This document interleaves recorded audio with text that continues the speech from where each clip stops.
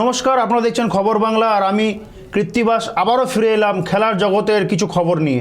জমে উঠেছে পৃথিবীর সবথেকে বড় ক্রিকেট লিগ, উন্মাদনায় মাতোয়ারা সমগ্র ক্রিকেট মহল। ক্ষমতা প্রদর্শন করছেন বিশ্বের তাবড় তাবড় খেলোয়াড়রা, আন্দ্রে রাসেল থেকে শুরু করে হেনরি ক্লাসেন, ডিকক। 19তম ম্যাচে রাজস্থান রয়্যালসের বিপক্ষে বিরাট বাহিনী। বিরাট কোহলির 72 বলে 113 রানের অনবদ্য ইনিংসের সুবাদে 184 রানের লক্ষ্যে পৌঁছায় royal Challengers Bangalore. Rajasthan Royals কি পারল গুরুত্বপূর্ণ ম্যাচে জয়লাভ করতে, নাকি বিরাট বাহিনীর হলো জয় জয়কার?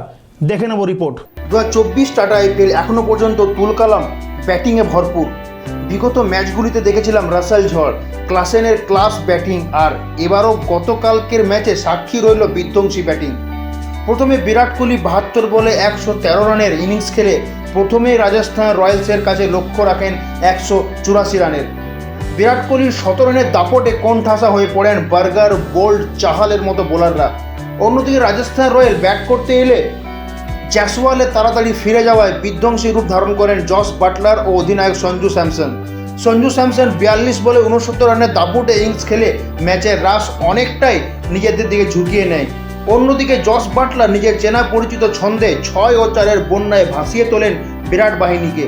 জস বাটলার 9টি 4 ও 4টি ছক্কার সাহায্যে 100 রানের অনবদ্য ইনিংস খেলে গুরুত্বপূর্ণ ম্যাচে রাজস্থান রয়্যালকে 6 উইকেটে জয়লাভ করিয়ে দেয়।